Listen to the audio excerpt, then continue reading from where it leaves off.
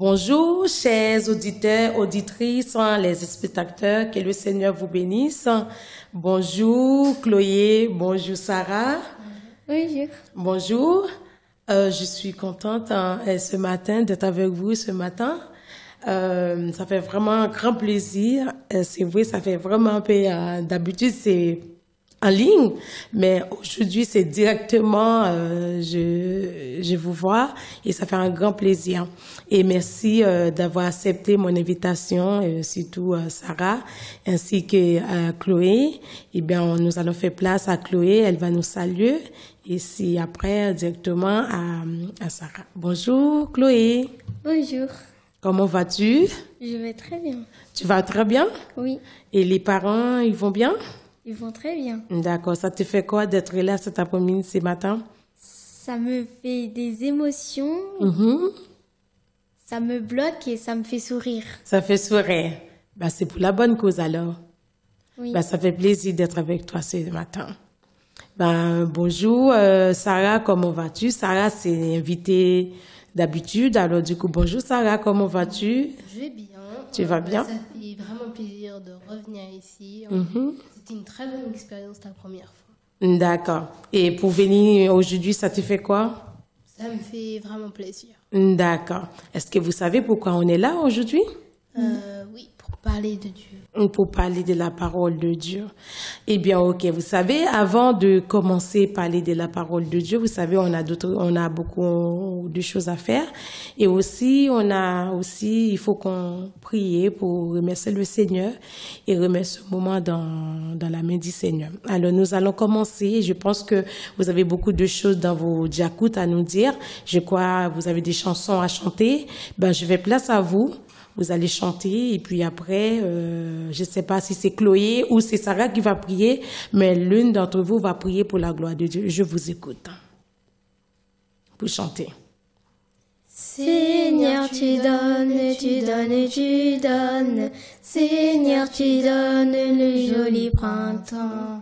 Seigneur, tu donnes, tu donnes, tu donnes. Seigneur, tu donnes le joli printemps. Chaque matin, je me réveille et je peux vivre joyeusement. Chaque matin, je me réveille, les oiseaux chantent, me voilà content. Seigneur, tu donnes, tu donnes, tu donnes. Seigneur, tu donnes le si bel été. Seigneur, tu donnes, tu donnes, tu donnes. Seigneur, tu donnes aussi bel été. Chaque matin, je me réveille et je peux vivre joyeusement. Chaque matin, je me réveille et je peux vivre joyeusement. Chaque matin, je me réveille et je peux vivre joyeusement. Chaque matin, je me réveille et je peux vivre joyeusement. Quelle beau chanson. Voilà. Ben, je fais place à Chloé, c'est elle qui va prier pour nous, pour la gloire de Dieu. Je t'écoute, Chloé. Je remercie le Seigneur de m'avoir créé et aujourd'hui on est ici pour te louer et pour t'adorer. Je prie pour te dire que je suis très contente d'être ici et que tu m'as fait grâce et tu as fait grâce à tout le monde. Ceux qui sont en prison, tu les as bénis. Ceux qui étaient à l'hôpital, tu les as bénis. Ceux qui sont dans la rue maintenant, ils ont un travail et une maison, Seigneur. On te remercie pour tout, Seigneur. Amen. Amen. Merci, c'est Chloé.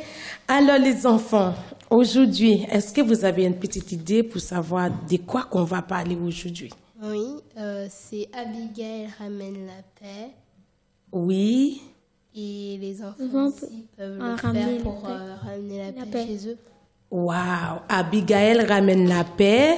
Et les enfants aussi peuvent ramener la paix dans la famille. Waouh, quel beau thème, quel beau thème. C'est bien. Alors, vous connaissez l'histoire d'Abigail ou pas? Un petit peu? Oui.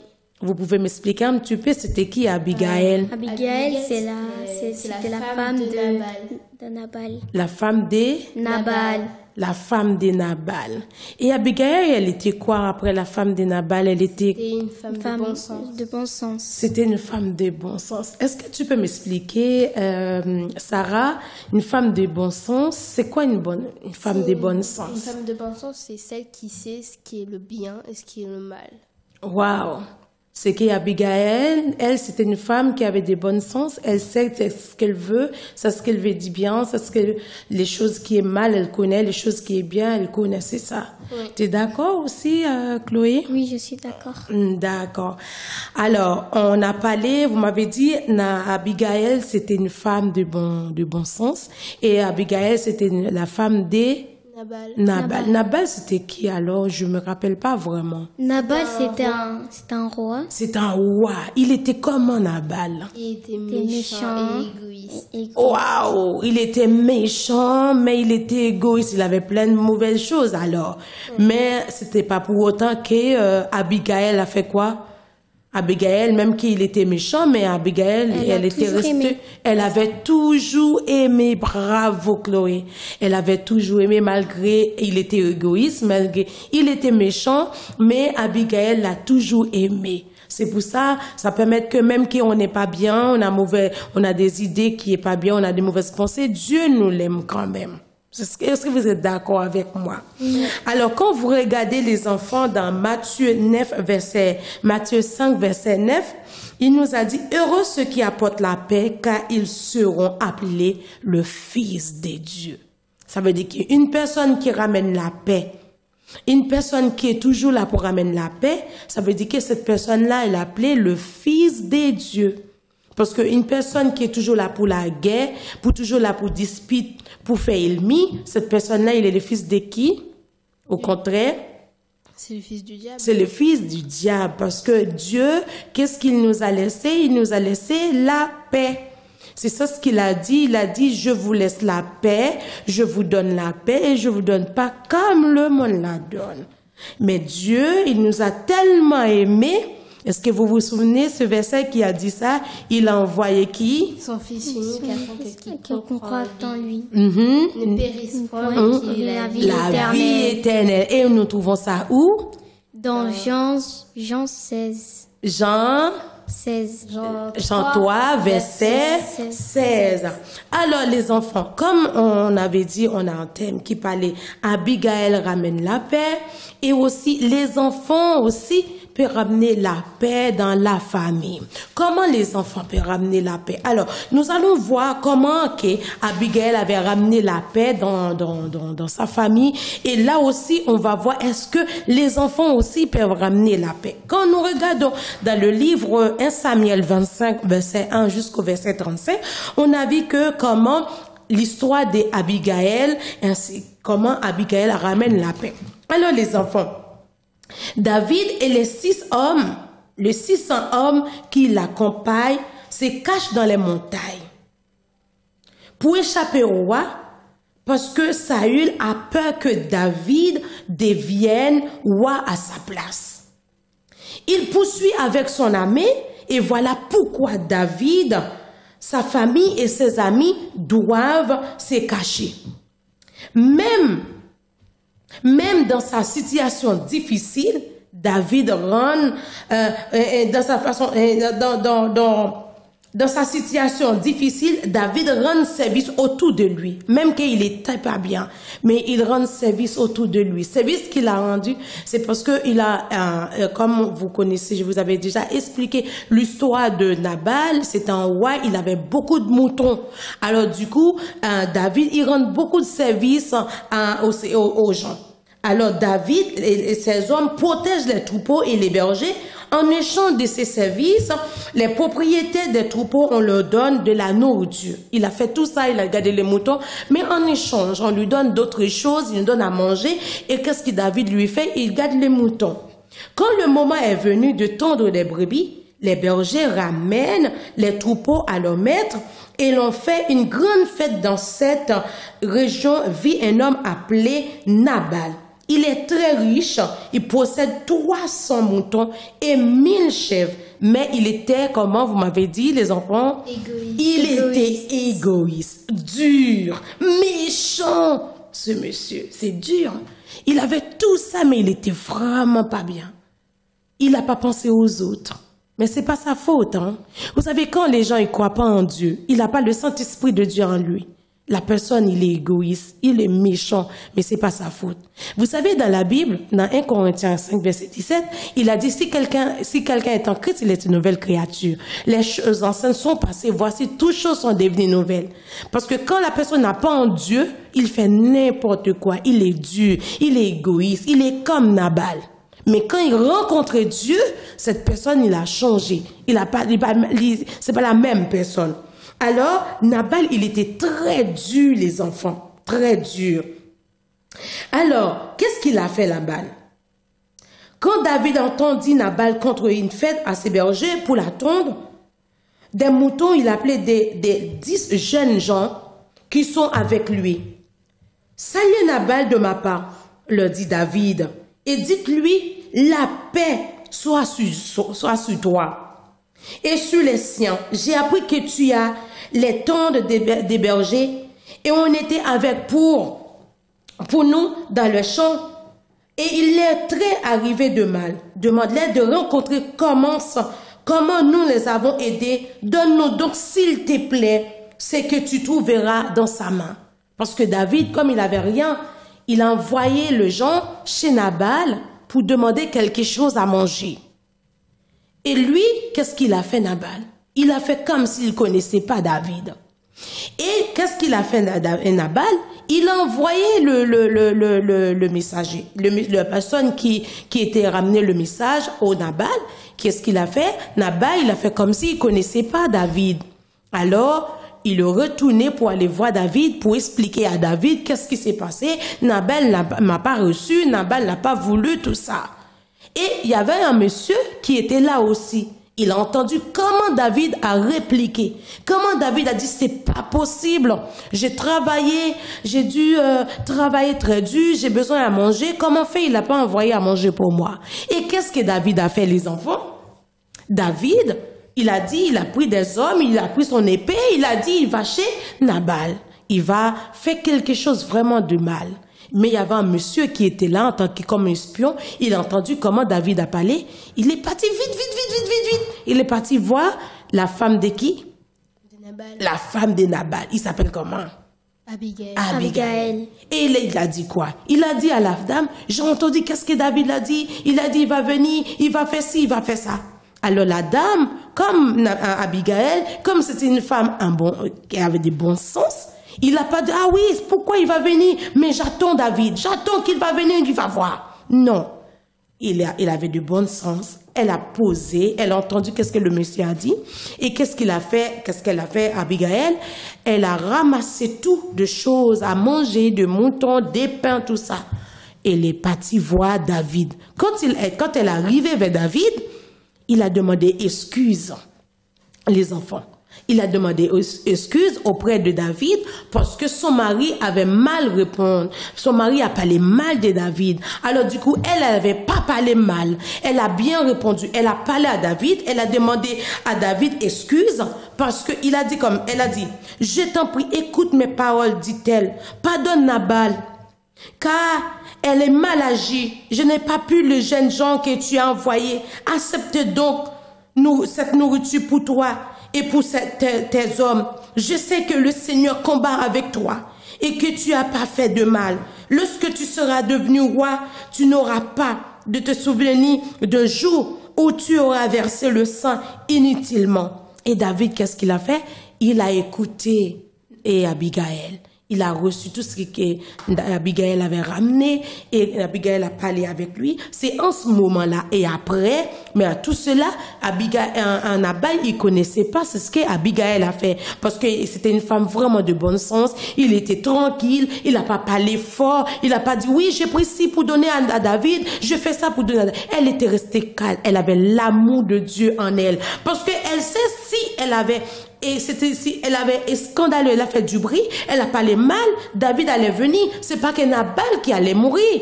Est-ce que vous êtes d'accord avec moi, les enfants? Oui. C'est pas que David qui allait mourir, elle aussi allait mourir, les enfants allaient mourir, le jour de l'on doit aller mourir. Alors du coup, pour inviter tous ceux-là, qu'est-ce qu'Abigail a fait? Elle est allée partir voir David tranquillement. Elle a donné ce que David a voulu. Et c'est en ce moment-là, la Bible nous a dit que Abigail ramène la paix dans sa famille. Et nous, qu'est-ce qu'on dit? Nous tirons un thème, on a dit que les enfants aussi peuvent ramener la paix dans la famille aussi. Est-ce que vous êtes d'accord avec moi? Oui. Parce que, est-ce que vous pouvez me dire, les enfants, comment l'enfant peut ramener la paix dans la famille? Bah, déjà, ne pas rapporter ce que les parents disaient dans le dos de l'autre. Waouh! Ne pas raconter, c'est ce que les parents ont raconté dans...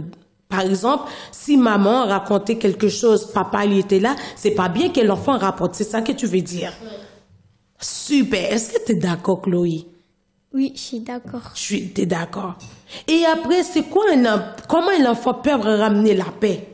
Bah, sans dire que derrière le dos de la mère, que, par exemple, dit que le père, il fait rien pour toi.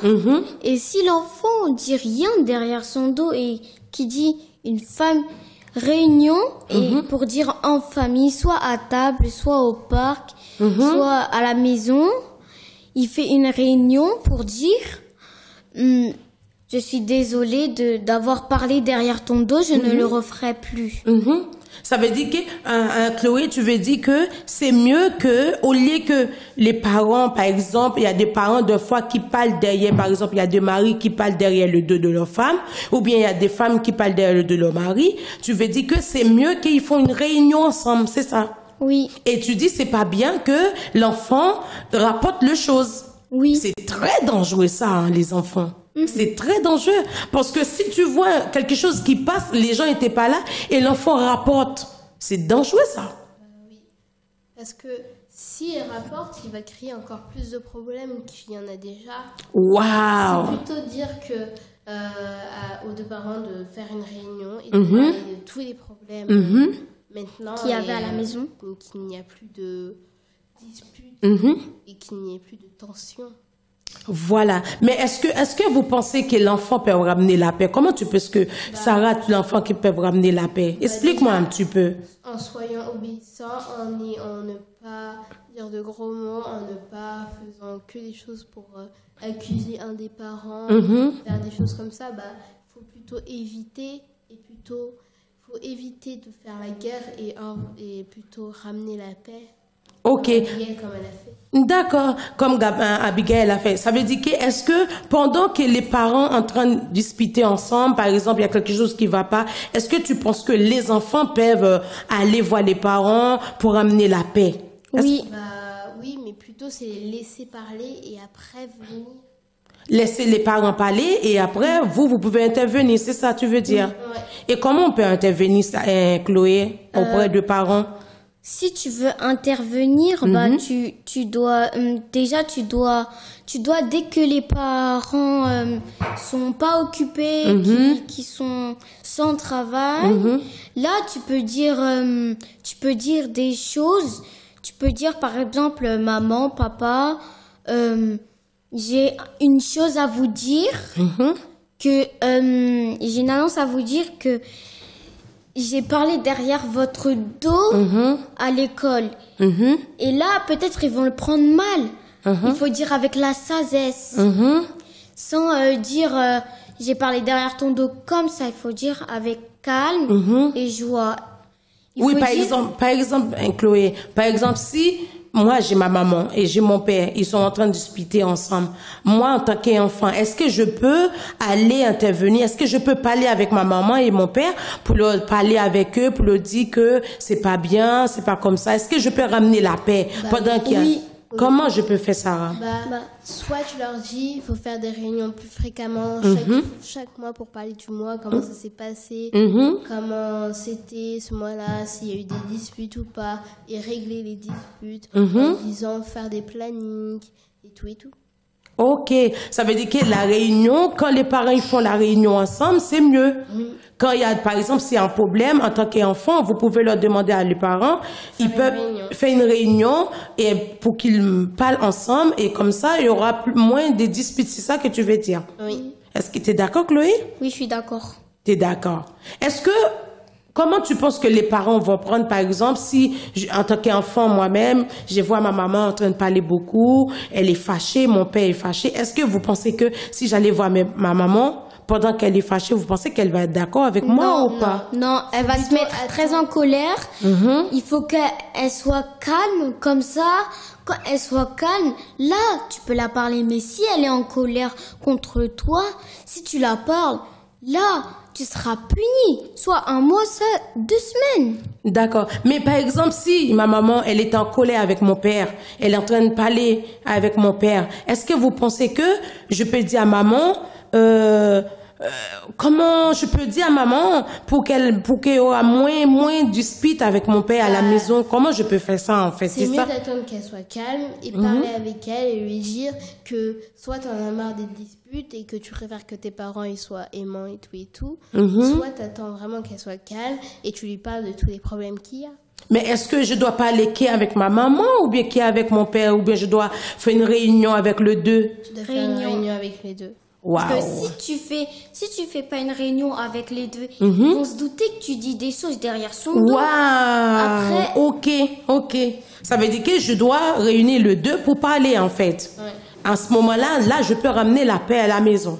oui. Ok, d'accord. Mais est-ce que, par exemple, les enfants, j'ai appris qu'il y a des enfants de foi, même qu'il y a des enfants qui peuvent ramener la paix, mais aussi il y a des enfants aussi qui ramenent la guerre à la maison. Comment on peut expliquer ça? Est-ce que vous comprenez Oui, en disant que soit, tu vois, ils se sont bagarrés pendant l'école, ils vont le mettre ça sur le dos un de ses parents, ou sinon, ils partent pendant la nuit, ou ils fuguent, ou ils reviennent tard le soir, et après, ils partent sans dire bonjour, ils font tout ça, et en plus en disant des gros mots, et ça, ça fait que soit les parents sont tristes, soit les parents sont en colère et ça commence à devenir la guerre. La guerre. Mais est-ce que, par exemple, est-ce que c'est un bon exemple, les enfants, par exemple, si ma maman, chez ma maman, elle me dit oui pour quelque chose et mon père me dit non, est-ce que vous pensez que c'est un bon exemple?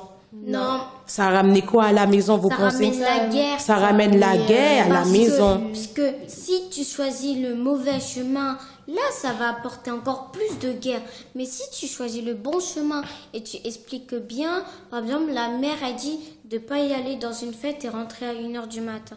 Puisque là-bas, il y a des choses que tu dois pas prendre. Et le père dit oui.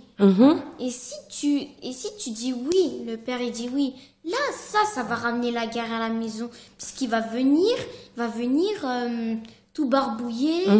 Et si il va pas à la fête et qu'on explique bien au père que quand là-bas il y aura pas de choses, pourquoi tu veux l'amener là-bas alors qu'il va rentrer à 1h du matin et il sera barbouillé. Mais si en vrai que tu choisis le bon chemin, là il y aura pas de colère, tu rentrerais pas et au moins tu pourras faire des bonnes choses. Mais j'ai appris aussi, il y a des enfants, par exemple, quand il y a de la guerre aussi, il y a des enfants qui ramènent la guerre à la maison, c'est parce que il y a des enfants, des fois, si papa il est pas là, des fois les enfants ils peuvent dire mais maman elle a dit ça. Ou bien si maman elle est pas là, quand papa il est rentré, il a dit à papa oui papa il avait fait ça et pourtant c'est pas vrai. Et entre les deux, maman ils sont en train de tirer parce que l'enfant il a dit quelque chose. Et maman des fois ils ont du mal à voir leur mari pour dire oui tu avais dit ça. Et en ce sens-là il y a problème à la maison. Ou bien il y a des enfants, vu que l'enfant, elle est enfant unique, l'enfant, il a besoin d'attirer l'attention de maman. Ils prennent la parole, des fois, quand papa, il parle, il va dire à maman, c'est ce que papa a dit. Est-ce que vous pensez, en tant que chrétien, des enfants comme ça, c'est un bon exemple pour les enfants? Non. C'est pas un bon exemple. Non. Parce que la maison, on doit avoir quoi dans la maison? On doit avoir la joie, de l'humeur. On doit avoir Dieu aussi, parce que si on n'a pas Dieu, on n'est pas une vraie famille heureuse. Et aussi, on n'oublie pas le truc très important. Oui. Si t'as plein de jouets, mais t'as la paix à la maison, t'as la joie, et t'oublies une chose qui est très importante, la Bible. Si t'as pas la Bible, Waouh! Mais la Bible, c'est pour faire quoi, Chloé? La Bible, c'est pour louer et pour adorer la et parole. pour. Ah, la Bible, c'est pour étudier la parole de quoi? La parole de Dieu. La parole de Dieu. Vous voulez me dire que la parole de Dieu, c'est une chose importante qu'on doit lire alors? Oui. Waouh! Ça veut dire que même qu'on a deux jeux, vous m'en conseillez là, mais aujourd'hui, même que j'ai beaucoup de jeux à la maison, je dois avoir une Bible aussi à la maison. Parce que même dans Éphésiens 6, il est écrit et enfants, obéissez à vos parents selon le Seigneur, car cela est juste. Ah, là, c'est dans la Bible que tu as trouvé ça? Oui. Waouh! Waouh! Ça veut dire que pour enfants obéir aux parents, on peut trouver ça dans la Bible. Oui. Waouh! Alors, même pour les enfants, même pour les parents aussi, pour parents protéger les enfants, pour parents indiquer les enfants, tu veux me dire aussi, on peut trouver ça dans la Bible? Oui. Waouh! Ça veut dire que pour ma famille soit heureuse, pour qu'il y ait de la joie dans la maison, alors tu veux me dire que je peux trouver ça dans la Bible? Oui. Alors, du coup, la Bible, c'est une pièce importante qu'on doit avoir dans la maison avec la famille. Oui. Waouh! Mais comment on peut faire ça, les enfants? Est-ce que on peut faire ça comment? On lit la Bible comment? Individuellement ou bien avec la famille? Qui c'est quoi? Qui est plus... Tu l'as fait avec l'église, tu le fais avec ta famille, tu peux le faire le soir, tu peux le faire tout le temps. Mais est-ce que c'est important? Est-ce que c'est important de lire la Bible en famille? Bah oui, c'est important parce que s'il te manque une pièce, par exemple, tu as toute la pièce, t'as Dieu à bénir, tu vas à l'église tout le temps, tous les dimanches, et tu as une pièce qui manque. Là, ça donne pas le complet. Ça donne pas le complet de Dieu. S'il y a un truc qui manque où tu dois vite le prendre, c'est la Bible. Parce que si t'as pas la Bible, tu manques quelque chose. Oui, voilà. Waouh! Ça veut dire que vous voulez me dire ce matin, je dois avoir une Bible à la maison avec ma famille. Oui. C'est important. Oui. Et c'est ça que vous en conseillez aussi pour les autres enfants. Ah bah oui. Et pour les autres familles. Oui. Et ça peut ramener quoi à la maison alors? La paix. La paix. Alors nous allons voter pour la paix aujourd'hui, c'est ça, non? Oui. Nous allons voter pour la paix à la maison. Mais il faut la Bible. Il faut les enfants, il faut que la famille soit basée sur la Bible pour qu'on puisse avoir la paix à la maison. Moi, je suis tout à fait d'accord avec vous, les enfants. Je suis tout à fait d'accord avec vous parce que même dans la Bible qu'on a lu tout à l'heure, dans Matthieu 5, verset 9, on a vu que et la Bible a dit « Heureux ceux qui apportent la paix, car ils seront appelés le Fils de Dieu. » Hein? Mais c'est dans la Bible qu'on voit ça aussi. Heureusement que Sarah m'a dit ça aussi parce que quand on lit la Bible, c'est comme si la Bible, comme je dis toujours les enfants, la Bible c'est le code de la route qu'on doit suivre. On veut que la famille soit heureuse, on veut que on marche bien dans la droiture, les enfants sont bien élevés, les enfants on a de la joie, on doit prendre quoi? La Bible, parce que c'est dans la Bible qu'on trouvera toutes bonnes choses qu'on a besoin. Les enfants. Alors, moi, la question, j'aimerais bien poser, surtout à Sarah.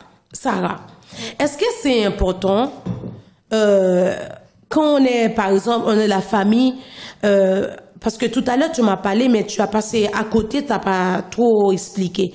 Tu as parlé, tu dis oui, c'est bien de faire la réunion ensemble, en famille.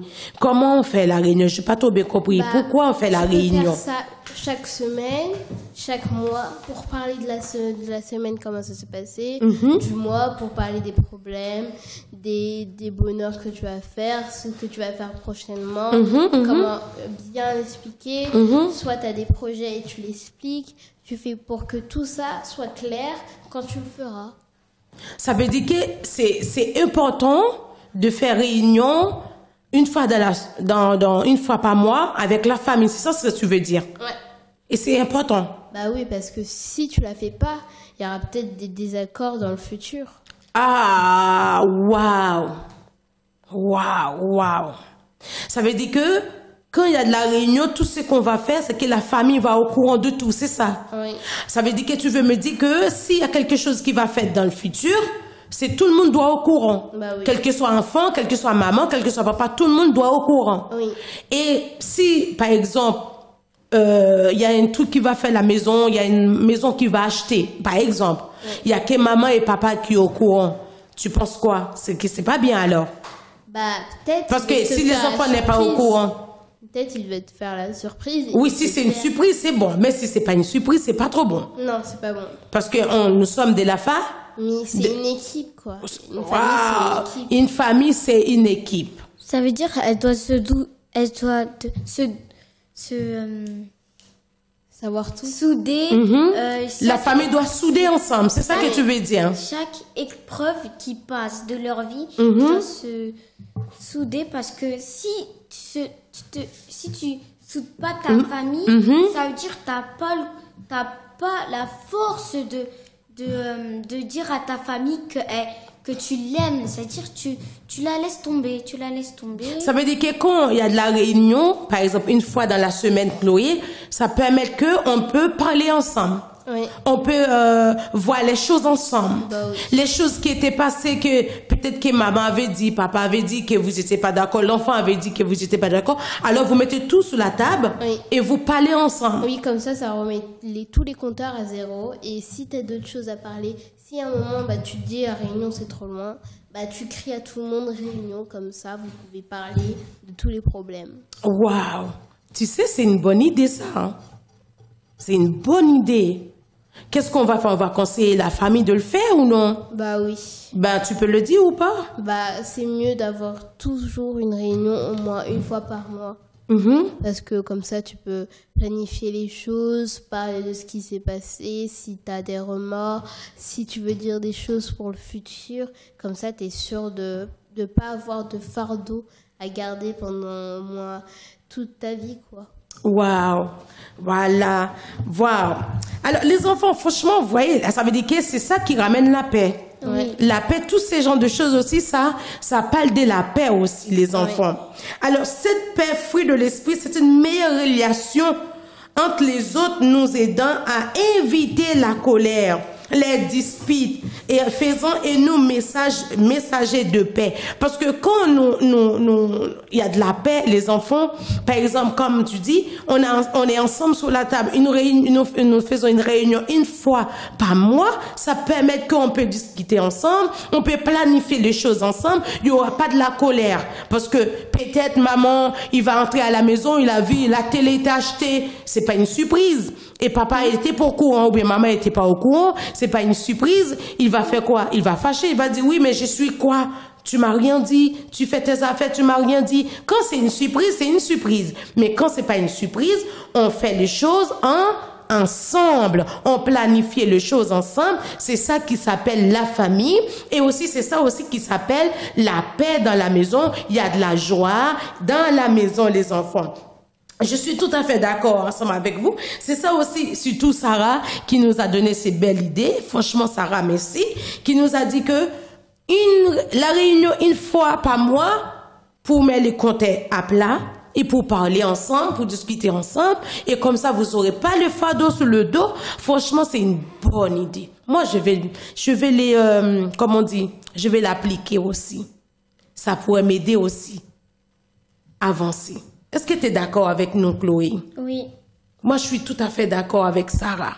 Et qu'est-ce qu'on peut dire aussi aux enfants qui sont toujours là pour amener la guerre à la maison? Qu'est-ce qu'on peut dire aux ces enfants-là, les enfants? Changer et regarder la Bible.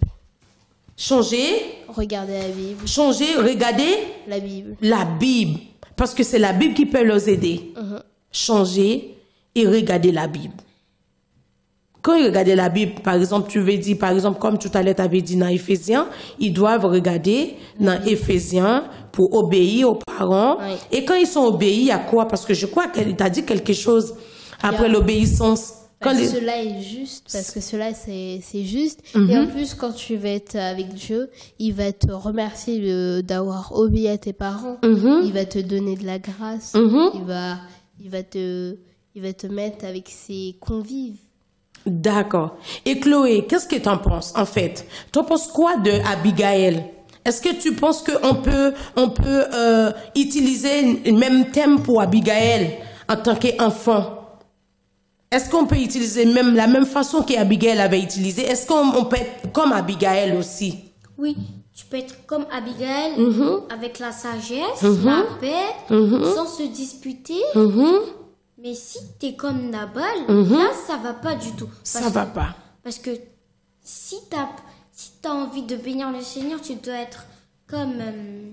Nabal et Abigail. Oui. D'accord. Et si t'as pas envie d'être comme Nabal, bah, il faut que tu sois encore plus motivé à bénir le Seigneur.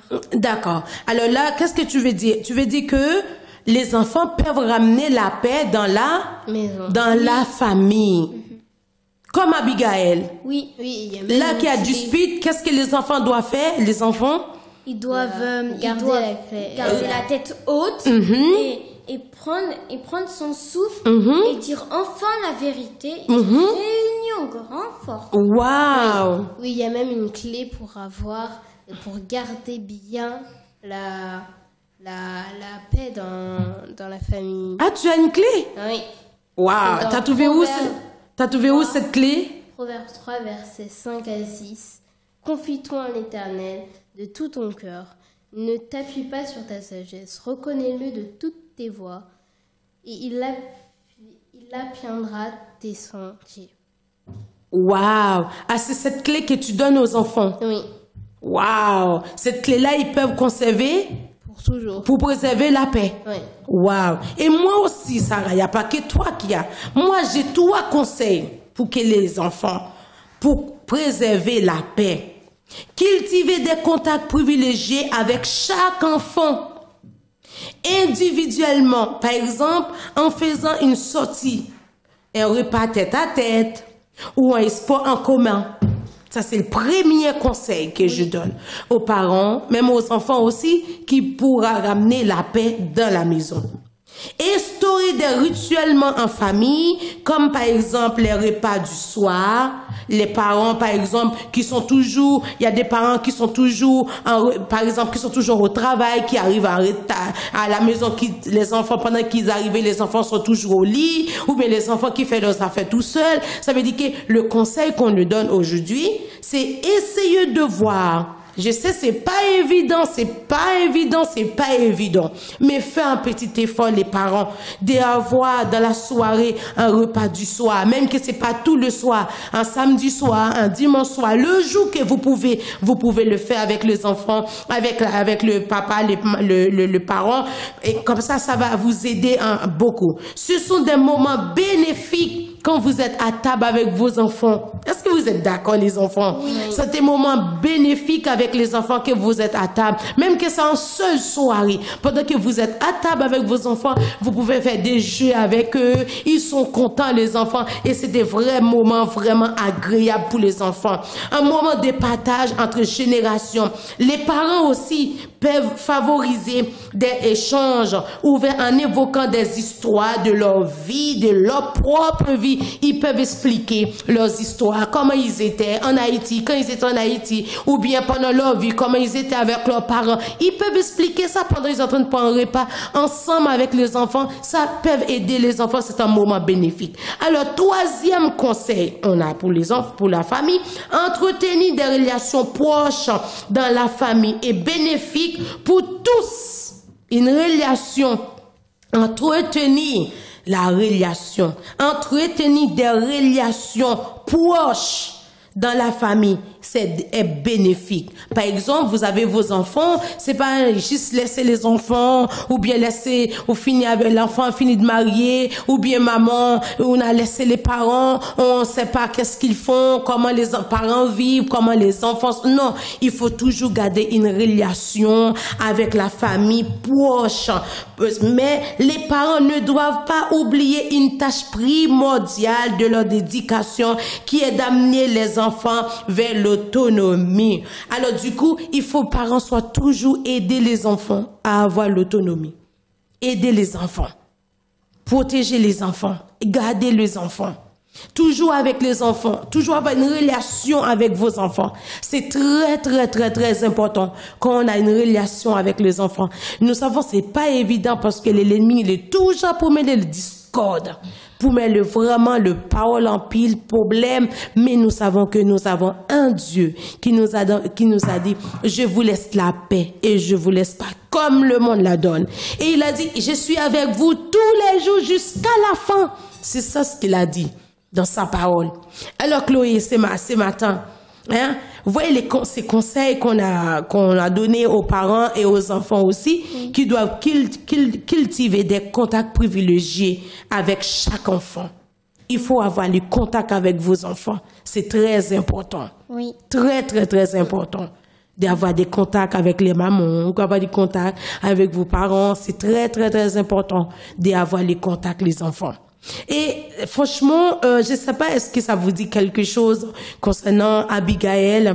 Est-ce que vous avez quelque chose à dire aux enfants? Est-ce que quel conseil que tu apportes pour les enfants par rapport Moi, j'ai un conseil.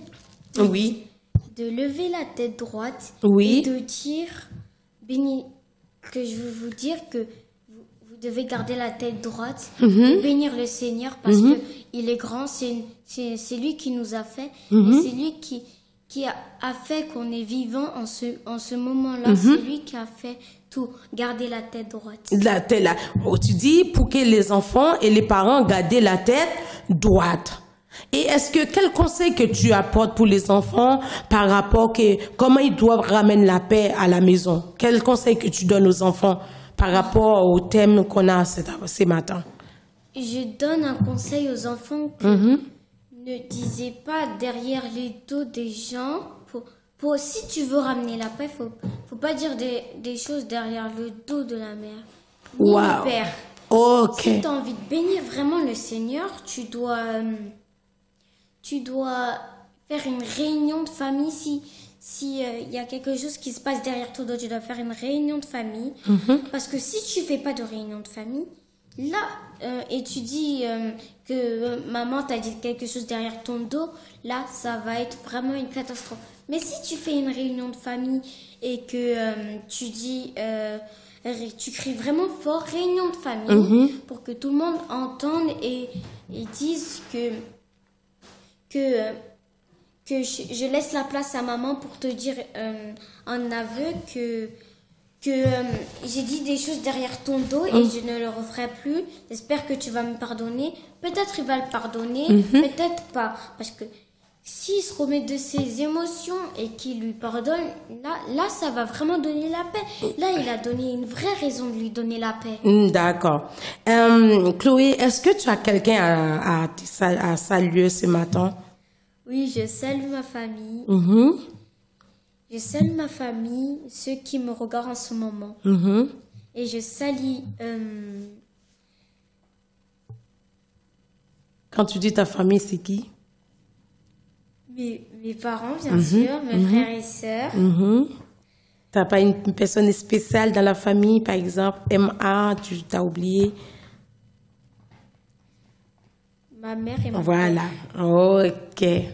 Ben, merci Chloé, merci, que le Seigneur te bénisse. Alors, je fais place à mon invitée Sarah. Sarah, est-ce que tu as un conseil à donner aux enfants par rapport à la paix? En fait, comment ils peuvent ramener la paix? Éviter la guerre et inviter la paix. Inviter la paix. La guerre. Non, éviter la guerre, inviter la paix. Et inviter, ok, d'accord. Jeter la paix et ramasser la paix. Ok, d'accord. Merci. Est-ce que tu as d'autres choses à dire? Une salutation? Oui, je salue ma mère, mon père, mon frère, mon tonton Loulou, ma tata Loud, mon tonton Jean aîné, ma tata Marie-Jo, mon tonton Roger, mon cousin Jordi, ma cousine Anne-Laure et mon cousin Steve, avec aussi l'église de la fraternité que je salue. Et voilà, bisous. D'accord. Merci Sarah pour pour ta présence. Que le Seigneur te bénisse. Alors, chers spectateurs, je vous salue tous encore dans le nom de Jésus. Et c'est un grand plaisir pour nous ce matin d'être avec vous pour qu'on puisse parler sur la paix. Comment Abigail avait ramené la paix dans sa famille. Et nous avons dit aussi les enfants, si Abigail avait ramené la paix, les enfants aussi peuvent ramener la paix dans la maison. Parce que les enfants aussi, c'est comme nous, c'est des femmes, c'est des gens comme nous, ils peuvent ramener la paix aussi. Si Abigail avait ramené la paix, les enfants aussi peuvent ramener la paix.